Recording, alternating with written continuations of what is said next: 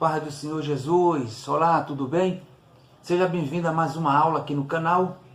E já convido a você a curtir e se inscrever se você ainda não é inscrito no canal. E ativar o sininho para que você possa receber notificações de novos vídeos que serão postados aqui. Eu quero convidar você a estar acompanhando a esta aula, esse trimestre, que estaremos estudando a respeito da supremacia das Escrituras. Estudamos na primeira aula, no vídeo anterior postado antes desse, a autoridade da Bíblia. E esta segunda aula, cujo tema é a inspiração divina da Bíblia. Ou seja, nós estaremos aqui fazendo um comentário, ou melhor dizendo, praticamente esta aula será uma extensão da primeira aula. E por isso, eu pretendo aqui não estender muito o comentário que será feito aqui, para não ser cansativo nem exaustivo a todos que estão assistindo e ouvindo. Então eu quero desde já agradecer a Deus pela sua vida, por você estar no canal e nos ajudando, nos fortalecendo de certa forma, a nos encorajar a participar desse trabalho que é tão valioso para mim e acredito que para o bondoso Deus, porque através desse trabalho vidas estão sendo alcançadas, vidas estão sendo edificadas. Muitas pessoas não têm a oportunidade de estudar a Escritura Sagrada, muitas pessoas não têm condições de participar de seminários teológicos ou são debilitados de saúde para estar presencialmente em uma denominação onde tem escola bíblica dominical. Eu sou o presbítero Alex, eu sou pastor auxiliar na congregação em Vila Rica, Assembleia de Deus, Ministério do Belém, setor 113, Vila Fátima.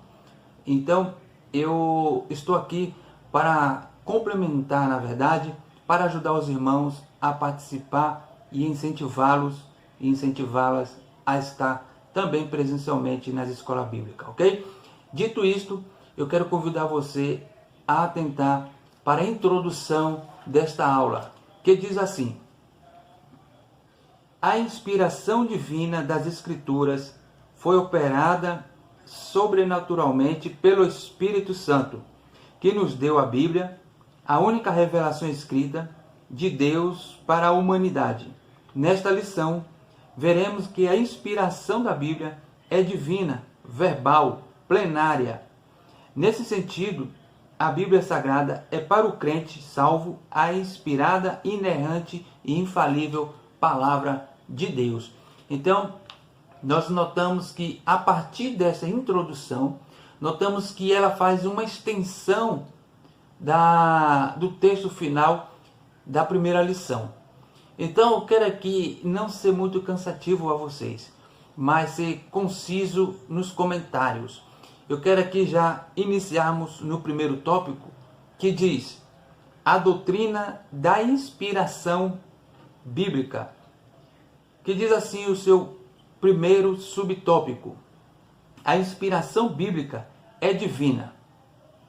Nas páginas do Antigo Testamento, a expressão "assim diz o Senhor" e similares são usadas mais de 3.800 vezes. Ao receber a revelação no Monte Sinai, Moisés escreveu todas as palavras do Senhor. Jeremias foi advertido: não esqueças nem uma palavra.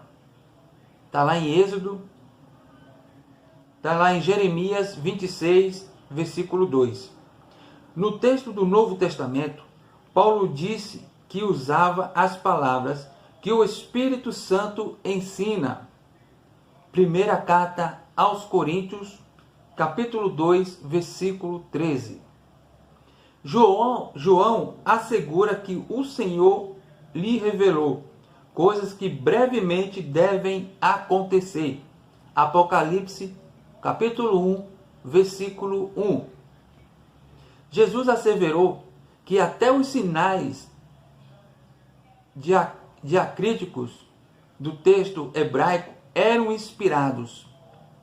Nenhum J ou um tio se omitirá da lei. Mateus 5,18.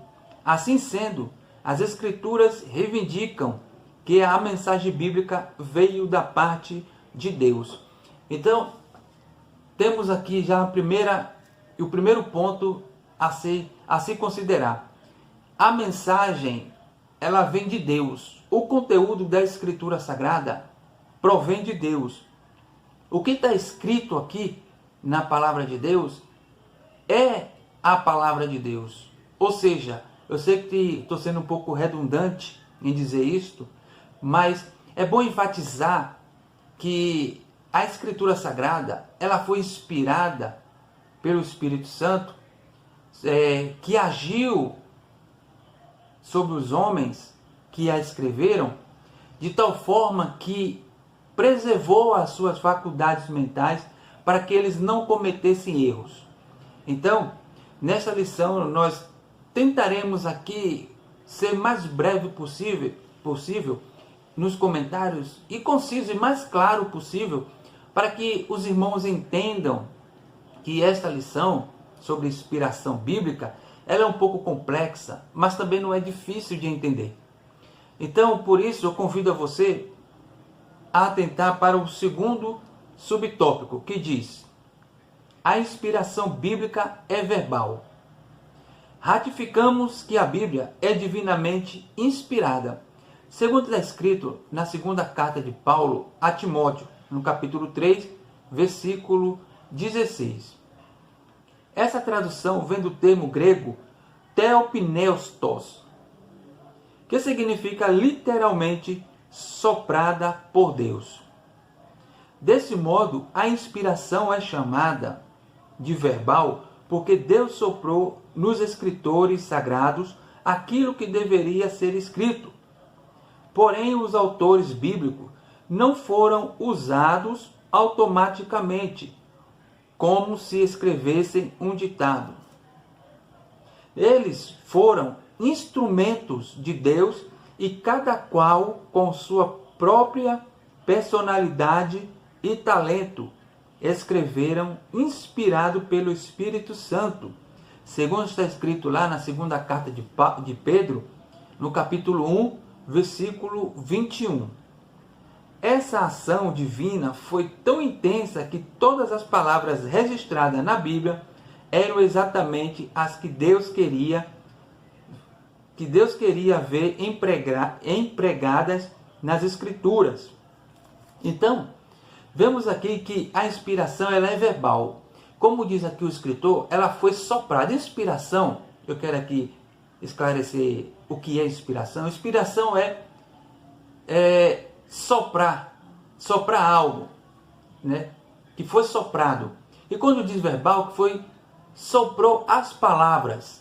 Ou seja, Deus soprou as palavras que ele queria que se escrevesse na Escritura aos autores. E os autores, sendo usados por Deus como instrumento, a escreveram conforme o propósito, a vontade e o querer de Deus. Porque as palavras que estão no livro sagrado, a Bíblia, não são da mente humana, nem do coração humano, nem do sentimento humano, mas ela provém unicamente desse sentimento e vem dessa inspiração do próprio Deus. A essência e o conteúdo que tem na Escritura Sagrada, ela provém exclusivamente de Deus. Não é de homens algum, não foi escrito das locubrações, quase não sai, dos homens, da cabeça dos homens. Mas ela provém unicamente desse Deus que é santo e que ele é reto, é um Deus justo, amoroso e misericordioso. Ele quis que se escrevesse o que escreveu. Então, o que está escrito, tudo que está escrito na Escritura Sagrada, desde o Antigo Testamento ao Novo Testamento, provém unicamente de Deus. Então, é o que diz na primeira lição lá, que a autoridade da Bíblia, a sua essência, o seu conteúdo, ela é totalmente, 100% provinda de Deus, ok? Então aqui nós já temos aqui um ponto aqui esclarecido, que quando diz que verbal são as palavras, né, e a inspiração, o sopro, ou seja, Deus soprou as palavras, ou seja, é uma inspiração verbal, ou seja, é uma inspiração das palavras para que os escritores escrevessem aquilo que Deus queria que eles escrevessem, né? E assim eles o fizeram inspirado, né, para que não errasse, não cometesse erro. A sua faculdade mentais foram preservadas pelo Espírito Santo, não extinguindo as suas personalidades, né, e seus talentos para que se escrevesse a Escritura Sagrada. Mas você pode dizer, tá, se foi usado, se não foi extinto na hora da escrita a sua personalidade e os seus talentos, então houve influência. Não houve influência. Por quê? Vamos aqui fazer uma comparação, uma alegoria, melhor dizendo, né? Por exemplo, se Deus quer usar uma pessoa para determinada situação, e essa pessoa ela tem uma personalidade que será usada para aquela situação, então Deus não vai pegar uma outra pessoa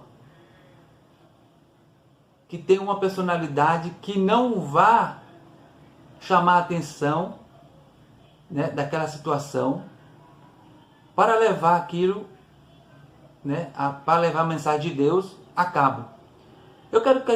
Vamos usar um exemplo mais bíblico para que você entenda. Por exemplo, na época do profeta Jonas, por exemplo, né, se conhece que era contemporâneo do profeta Jonas, o profeta Amós e Oséias.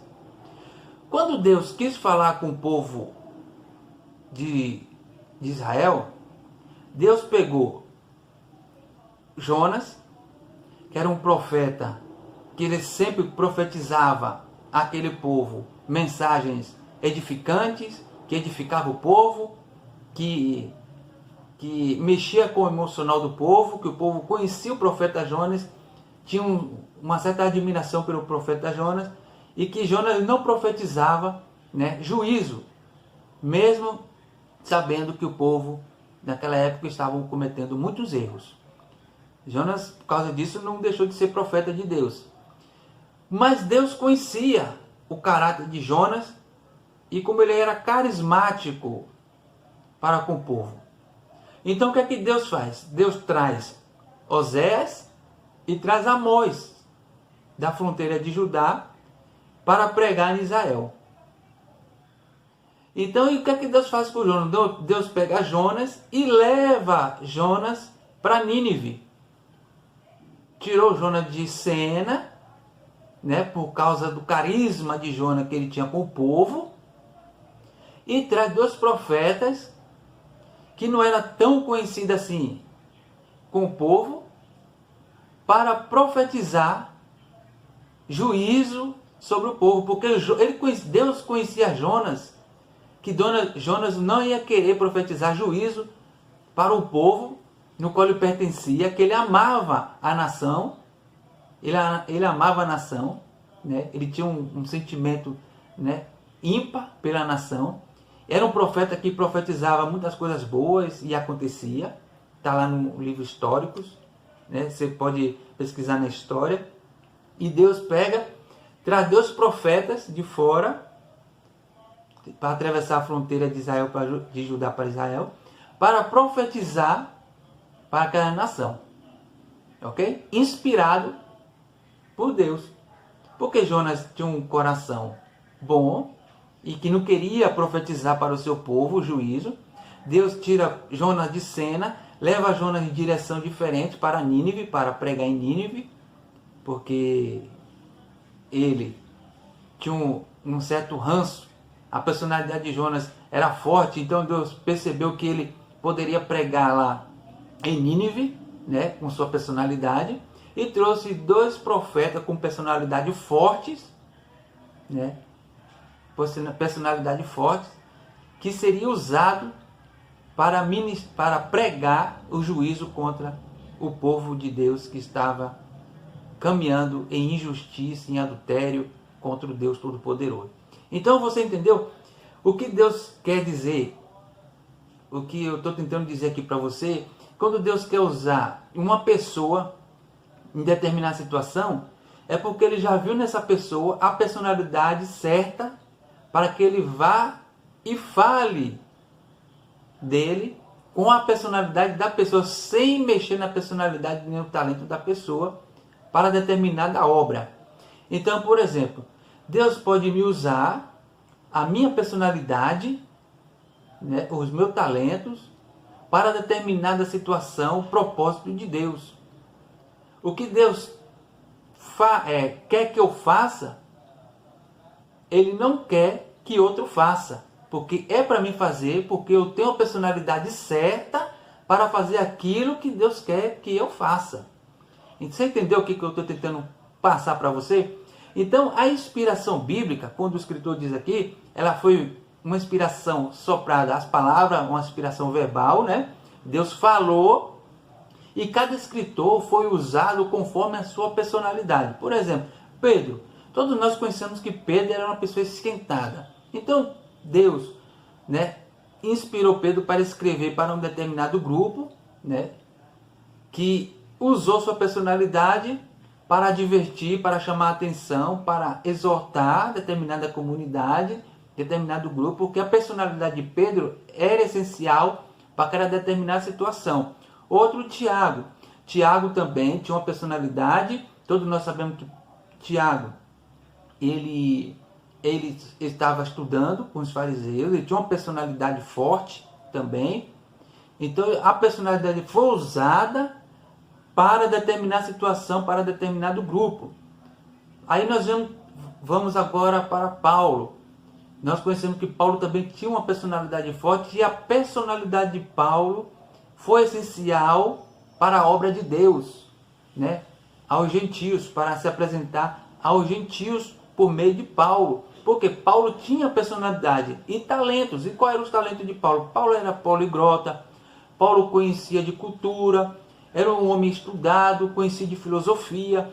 Então, Deus usou esses homens, inspirou esses homens, mas não extinguiu as suas personalidades e talentos. Então, assim também pode ser com você, né? Deus pode te usar, né, sem tirar a sua personalidade e nem tirar os seus talentos. Então, eu quero aqui abrir um parêntese para dizer que Deus quer usar você conforme a sua capacidade que Deus te deu, conforme a sua personalidade, os seus talentos. Muitas pessoas querem imitar outros pregadores, né? Não é errado, mas você precisa colocar a sua personalidade à disposição de Deus, os seus talentos à disposição de Deus. Então, a inspiração bíblica aqui, todos esses homens que foram usados, os 40 autores foram usados por Deus para escrever os livros, tanto o Antigo como o Novo Testamento, eles colocaram as suas personalidades e talentos à disposição de Deus. Então, eu convido você, fecho parênteses aqui, a fazer a mesma coisa, ok? Então, vamos aqui ao terceiro subtópico, que diz: a inspiração bíblica é plenária, ok? A inspiração da Bíblia também é plenária. Isto é, a inspiração é total e completa, tanto do Antigo quanto do Novo Testamento. Paulo afirma que toda a Escritura é inspirada, conforme está escrito na sua segunda carta a Timóteo, capítulo 3, versículo 16. Nossa declaração de fé professa que a inspiração da Bíblia é especial e única, não existindo um livro mais inspirado e outro menos inspirado, tendo todos o mesmo grau de inspiração e autoridade. Significa que nenhum texto deve ser desprezado. Aos Romanos, lemos que tudo que dantes foi escrito para nosso ensino foi escrito, conforme está lá na carta de Paulo aos Romanos. capítulo 15, versículo 4. Nesse aspecto, ratificamos que a Bíblia não apenas contém ou torna-se a palavra de Deus, mas é, sobretudo, ela é a inspirada palavra de Deus, plena, sem erros e sem falha alguma. Ou seja, o que ele está dizendo quando ele cita aqui a respeito de declaração de fé, como eu disse aqui, eu me identifiquei para você que está chegando agora, toda denominação, todo ministério eclesiástico, existe uma declaração de fé, né? Eu sou da Assembleia de Deus, Ministério do Belém, e nós temos a declaração de fé das Assembleias de Deus, né? E assim como nós temos, outras denominações têm. Por exemplo, a presbiteriana, a batista, tem sua declaração de fé. E é importante a declaração de fé. Por quê? Porque ela faz o que? Ela organiza, é uma espécie de documento de organização de determinada denominação. Lá está escrito no que cremos, o que professamos, liturgia de culto. Então isso é importante. E toda declaração de fé é necessário que ela esteja baseada e alicerçada na Escritura Sagrada. Por exemplo, a nossa declaração de fé ela está baseada conforme Timóteo capítulo 3, versículo 16. Então, e também lá confirmamos e ratificamos que a Escritura Sagrada é a palavra de Deus. Lá na sua página 21, no artigo 1. Então é importante entendermos que declaração de fé, elas existem, né, em determinadas denominações, né, em determinada igreja. A verdade também é que nem todas as denominações têm declaração de fé. Também, assim como tem denominações, né, instituições de igrejas que seguem a Escritura Sagrada à risca, existem outras também que não seguem a Escritura Sagrada à risca. Ela não tem a Escritura Sagrada como base, como regra de fé. Ela apenas segue, né, aquilo que convém, aquilo que querem, né? Ou seja, elas não estão debaixo da autoridade da Escritura. Não estando debaixo da autoridade da Escritura, automaticamente não estão sob a autoridade de Deus. Porque se a Escritura é a palavra de Deus, é a autoridade de Deus, automaticamente devemos ser servos, né, da palavra, obediente à palavra, para sermos assim filhos, considerados filhos e filhas de Deus. Porque a Escritura vai dizer que aqueles que obedecem a Deus são os filhos de Deus. Não foi o que Jesus disse? Né? Que os irmãos são aqueles que, os irmãos do Senhor, são aqueles que fazem a vontade do Pai. E a vontade do Pai, na revelação final, não está na Escritura Sagrada. Então devemos nos submeter à Escritura Sagrada e basear nossa vida e nossa conduta por meio dela. Diferente, existem muitas denominações, e eu não quero entrar aqui nos méritos, por nome, mas existem, e elas não seguem, desconsideram, né, a autoridade da Bíblia, achando que a Bíblia, muitos deles dizem que a Bíblia está desatualizada, que a Escritura Sagrada ela não é totalmente inspirada, mas que os livros, né, contém erros. Isso é uma mentira, é uma falácia. A palavra de Deus ela é inerrante, infalível e inspirada a palavra de Deus, né? Então isso é uma falácia de que dizem por aí que a palavra de Deus contém erro, que contém erro ortográfico, que contém histórias mentirosas. Não, tudo que está lá registrado na Escritura existem, né, e vai acontecer, né, que já trazendo já para uma questão mais profética, mais, né, de revelações futuras, porque não há como dizer que aquelas palavras elas são palavras mentirosas, porque é a palavra de Deus. Isso é um erro, uma falácia. Uma pessoa que diz e confirma tal coisa, ela não é uma pessoa convertida, e ela não é uma pessoa que se aproxima da Escritura Sagrada com um espírito humilde para entender e receber como palavra de Deus.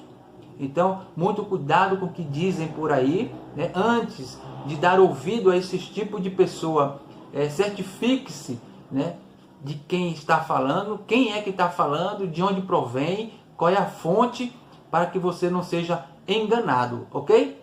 Então, vamos aqui, eu quero aqui trazer para vocês sobre os catecismos, as confissões. Existe, né, a confissão belga, existe o catecismo de Wittenbergen, o cânon de Dort, existe o símbolo de Westminster, né, a confissão de fé, o catecismo maior, o catecismo menor. Então são documentos que estão aí para que você se informe, e você verá lá que o que vai geralmente confrontar uma coisa ou outra é questão de soteriologia, questão de escatologia, mas nunca vamos discordar que a Escritura Sagrada é a palavra de Deus, ok? Então tá aí esse comentário, espero que você tenha entendido. Eu quero aqui já iniciarmos aqui no tópico 2, que diz assim: a inspiração divina e os autores da Bíblia, ok?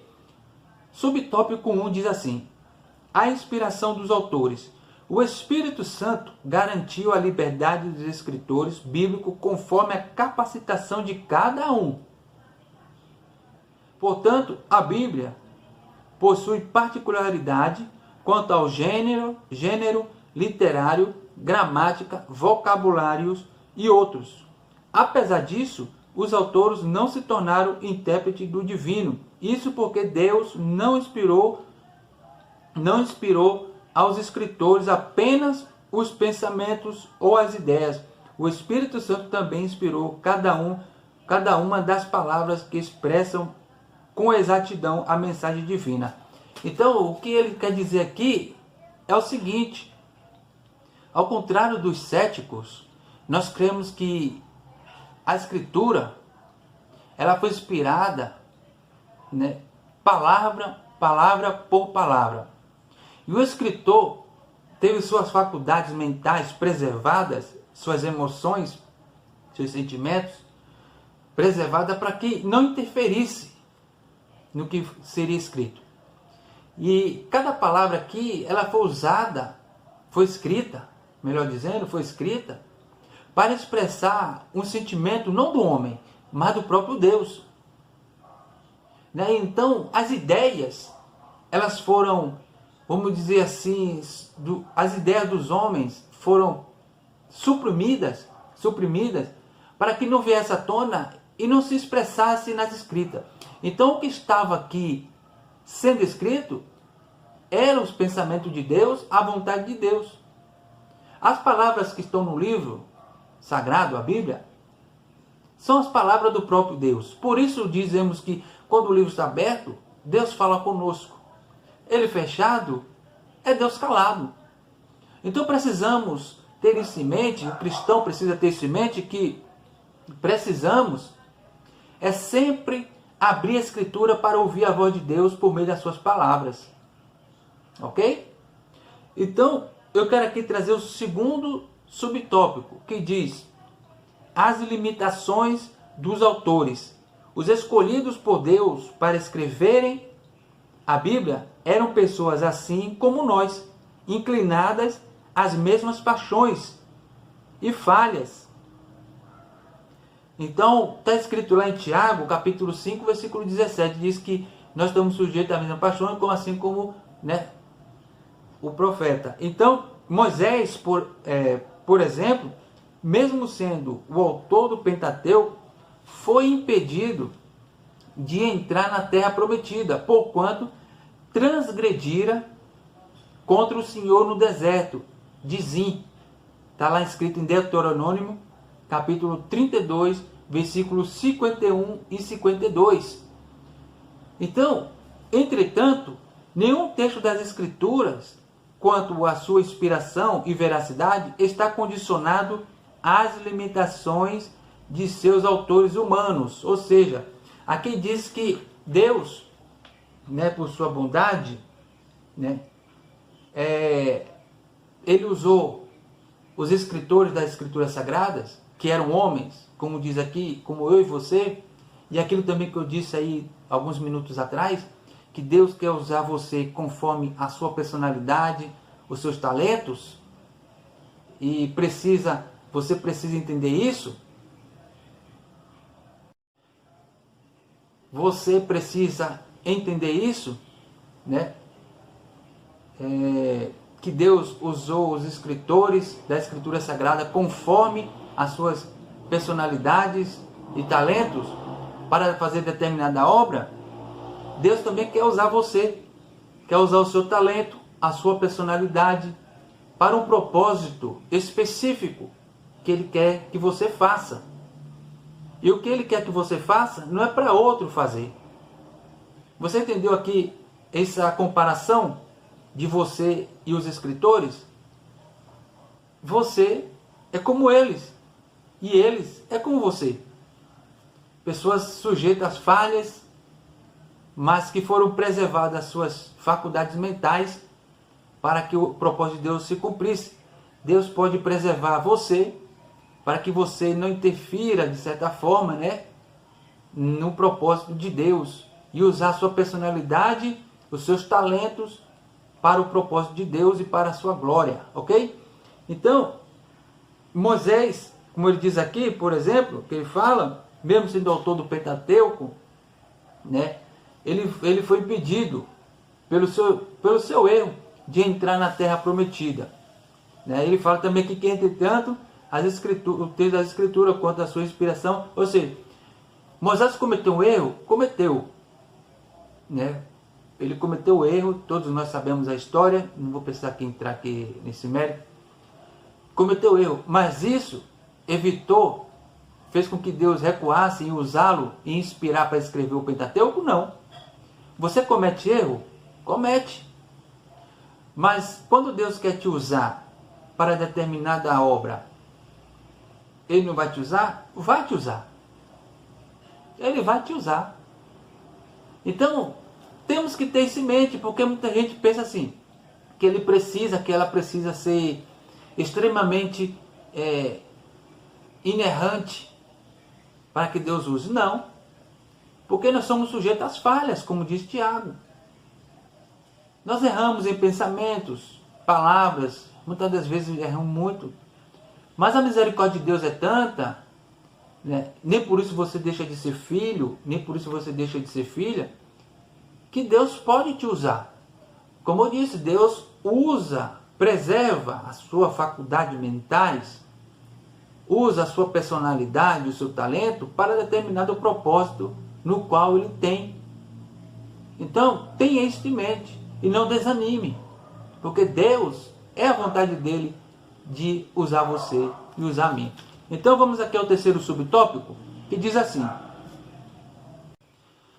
O terceiro subtópico diz o seguinte: os diferentes gêneros literários e figuras de linguagem. Cada autor fez uso de gêneros literários distintos, tais como narrativa, primeiro e segundo livro de Samuel, poesia, salmos, provérbios, livro de provérbios e etc. Os autores sagrados também fizeram uso de figuras de linguagem, tais como o emprego de parábolas e enigmas, de alegorias, de hipérboles, de metáforas e símiles, de vocabulário simples ou rebuscado, o depender do grau de instrução do autor. O emprego dos recursos literários evidencia a cultura do escritor, mas em hipótese alguma invalida a inspiração da palavra de Deus. Então, o que ele quer dizer aqui? Quer dizer o seguinte, que mesmo os escritores que tinham sua personalidade, seus talentos, Deus usou eles, usou os recursos, usou de forma que eles pudessem assim também ser usados e colocados em prática os seus talentos. Alguns tinha o talento dos estudos, né, como Paulo, Tiago, Paulo, Tiago, usou Pedro conforme a sua capacidade e os demais conforme a sua capacidade. Ele usou de forma literária alegorias, ou seja, fazendo comparações, né? Usou vocabulário simples. Simples de que forma? As palavras simples de forma que as pessoas pudessem entender, né? Pudessem aí entender as palavras de forma fácil. Usou algumas palavras difíceis, né? E que até o próprio Pedro disse que algumas palavras de Paulo era difícil de interpretação, né? Pela forma literária que Paulo escrevia. Então temos isso aí como lição para nós hoje. E eu quero trazer outro ponto aqui sobre a linguagem do senso comum. Na descrição do fenômeno, está aqui no quarto subtópico que diz a linguagem do senso comum. Na descrição de fenômenos científicos, por exemplo, os autores sagrados usaram a fraseologia comum e popular para citar um dos casos ao descrever a herança dos Rubenitas, também dos Gaditas e a meia tribo de Manassés. Josué, como ele fala aqui, né? Josué fez alusão ao nascer do sol, e na batalha contra os amorreus, ele registrou que o sol parou. Está lá em Josué, capítulo 10, versículo 13. Essa linguagem, como está escrito, nessa linguagem, não ignora os fundamentos científicos, nem desacredita a inspiração da palavra de Deus, apenas busca alcançar a compreensão de Deus. Ou seja, o que ele está dizendo? Quando Josué escreveu lá que o sol, né, tinha parado, é porque também naquele tempo, irmão, nós temos que entender que naquele tempo a tecnologia, os recursos para se entender muitas coisas da astrologia era difícil, não era? Então nós temos essa dificuldade aí de entender muita coisa. Naquele tempo tinha muita dificuldade de entender muita coisa, porque a tecnologia não existia. Então quando Josué usa essa expressão de que o sol parou, né, é porque ele não sabia realmente como nós sabemos hoje, que a Terra gira, né? Então é aceitável. E muitos, por causa disso, acreditam que a Escritura tenha erros. Não tem erros, irmãos. A Escritura ela é fiel, inerrante. É só nós entendermos que naquele tempo não existia determinada tecnologia como nós temos hoje, determinado conhecimento de astrologia, sobre o espaço, como temos hoje, informação. Então é considerável, não é verdade? E ele fala também aqui de uma fraseologia, ou seja, usar frases, né, de efeito e frases de forma que pessoas pudessem entender, linguagem comum, né? Uma linguagem popular, como tivesse uma pessoa conversando com outra, um amigo com outro, uma conversa numa roda de amigos. Então são coisas que podemos fazer hoje em dia, quando estamos no púlpito, quando estamos com o microfone na mão, falar à plateia, aqueles que estão nos ouvindo, de forma que tanto uma pessoa velha entenda, como uma criança possa entender o que você está falando, o que eu estou falando no púlpito. Então, usar desse tipo de fraseologia, de palavra, de linguagem comum, né, é essencial no dia de hoje. Não precisamos falar difíceis nos púlpitos. Devemos lembrar que quem está nos ouvindo ali tem pessoas que têm pouco grau de instrução, tem outras que têm muito grau de instrução, mas quando estão ali, estão para ouvir uma palavra de Deus, uma palavra, vamos dizer, concisa, clara, simples, mas que tenha efeito, né, sobre a vida delas. Então é importante nós entendermos isso, que diz aqui a linguagem do senso comum, ter o senso de falar de forma simples à plateia que está ouvindo, ok? Então vamos aqui ao terceiro tópico, que diz o seguinte: o Espírito Santo e a Bíblia. A inspiração do Antigo Testamento. A Bíblia é categórica em reiterar sua inspiração divina. O registro de Juízes ensina que o livro de Moisés são mandamentos do Senhor. Esdras reconhece como inspiração os livros de Jeremias, Ageu e Zacarias. Está lá em Esdras, capítulo 1, versículo 1, e no capítulo 5, versículo 1. A respeito da inspiração da lei de Moisés e dos profetas, Zacarias ensinou que os seus escritos eram as palavras que o Senhor dos Exércitos enviara pelo seu Espírito, mediante os profetas precedentes. Está lá em Zacarias capítulo 7, versículo 12. Então, está aí. O próprio Cristo mencionou a lei de Moisés. Então temos essas confirmações, essas ratificações dentro da própria Escritura sobre a inspiração, sobre quem inspirou, de quem é as palavras, que as palavras não são de homens, não é de Moisés, não é de Zacarias, não é de Jeremias, nem de um dos escritores do Antigo Testamento, dos profetas do Antigo Testamento, não é de nenhum escritor do Novo Testamento, dos apóstolos, dos escritores, mas do próprio Deus. Então eu quero aqui trazer outro ponto aqui, sobre a inspiração do Novo Testamento, que diz assim, ó, no segundo subtópico: a inspiração do Novo Testamento. O Novo Testamento possui dois pressupostos básicos de sua inspiração. A promessa de Cristo de enviar o Espírito Santo para guiar os discípulos, né? Está escrito lá em João, capítulo 14, versículo 16, versículo 26, perdão. B, os escritos bíblicos que vindicam esse cumprimento, né? Que está em Atos 2, 4, 1 a Coríntios 2, 10 e Efésios 3, 5. Nesse aspecto, Paulo declara que escreve sob a orientação do Espírito e que suas epístolas são a palavra de Deus. Então, está aí, os próprios escritores, a própria Escritura reivindicam, confirmam que é inspirada a palavra de Deus, é inerrante. Então não há como um homem comum contestar e nem provar que não seja. Não tem como. Ok? Não há, irmão. Não há como dizer que a palavra de Deus não seja dele, que não é inspirada.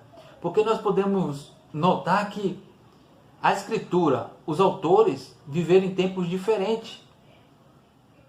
Mas as palavras parece que foram escritas tudo de uma vez só. Tipo, por exemplo, eles se conheciam no mesmo tempo, eram amigos, se reuniram em algum lugar, em alguma casa, em uma sala, fizeram um chá, começaram a tomar um chazinho à tarde, ou um café, com biscoito ou com pão, não sei, e que falaram, vamos escrever aqui, né? Vamos escrever sobre esse tema aqui, vamos escrever sobre esse ponto, vamos escrever todo mundo igual aqui, né? E daqui a pouco fecharam o livro e selaram e disseram, está pronto o livro, e pronto, esse aqui é o que vai servir. Não, irmão. Uns viveram mais de 600 anos, 100 anos, 50 anos, milênio, um diferente do outro tempo. E as palavras, você parece que foi escrito tudo num dia só, por ser tão evidente, tão claro, tão parecida e tão objetiva, não é?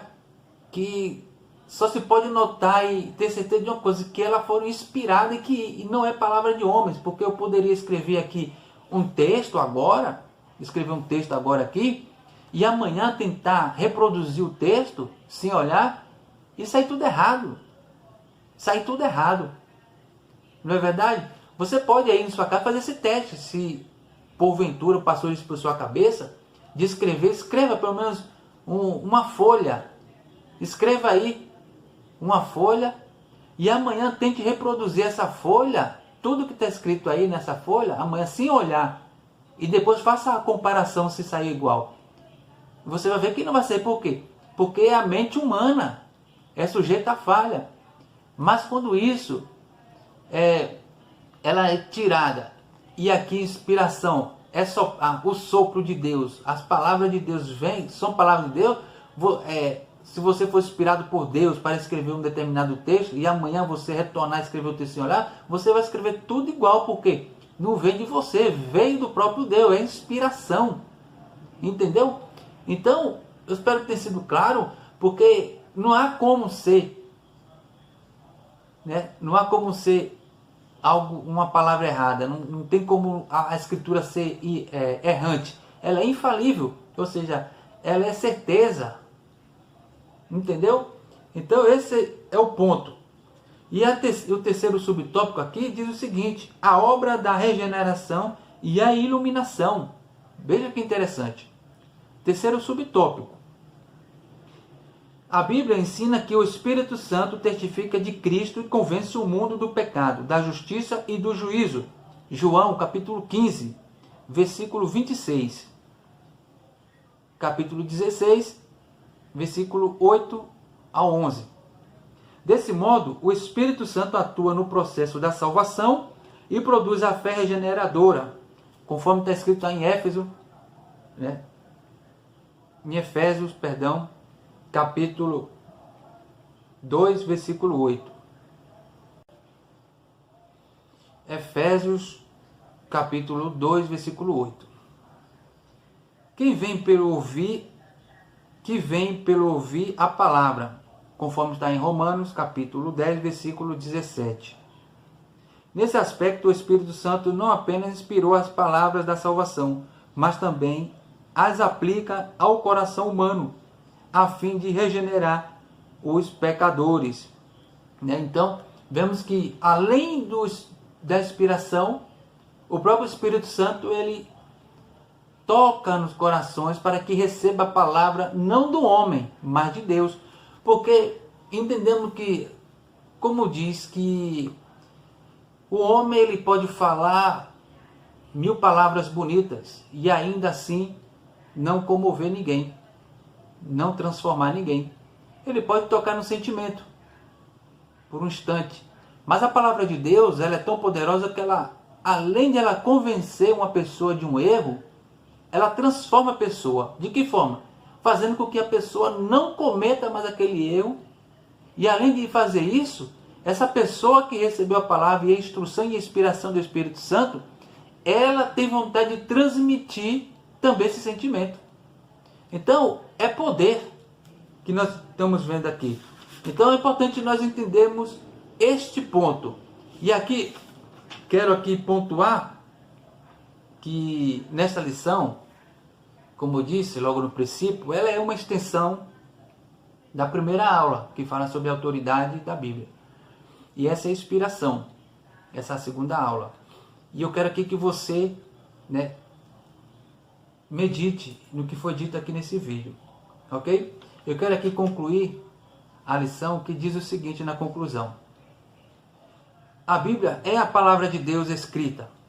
Ela foi inspirada verbalmente e seus autores a escreveram inspirados pelo Espírito Santo.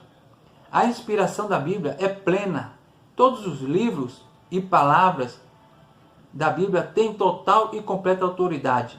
Esse ensino concorda com a nossa declaração de fé, que professa crer na inspiração divina verbal e plenária da Bíblia Sagrada, única regra infalível de fé e prática para a vida e o caráter cristão. Então, o que é a palavra de Deus? Bom, conforme está escrito no Salmo 119, o verso 11, diz o seguinte: escondi a tua palavra no meu coração, para eu não pecar contra ti. Ela nos guarda de pecar contra Deus, Ela diz que também purifica. Fala assim, no Salmo 119.9, Salmo 19, verso 9. Com que purificará o jovem o seu caminho? Observando conforme a tua palavra. Como o homem pode purificar o seu caminho? Como o homem pode endireitar o seu caminho? Pela palavra inspirada, que é a palavra de Deus. Então, Espero que você tenha gostado da aula. Não esqueça de curtir, de se inscrever no canal se ainda não é inscrito, de ativar o sininho para receber as notificações dos novos vídeos que serão postados das aulas seguintes. Eu espero que em Cristo Jesus tenha sido claro e objetivo. É a intenção da aula, de sermos objetivos. Que Deus vos abençoe e continue orando por mim e por todos os irmãos em Cristo Jesus. Deus te abençoe.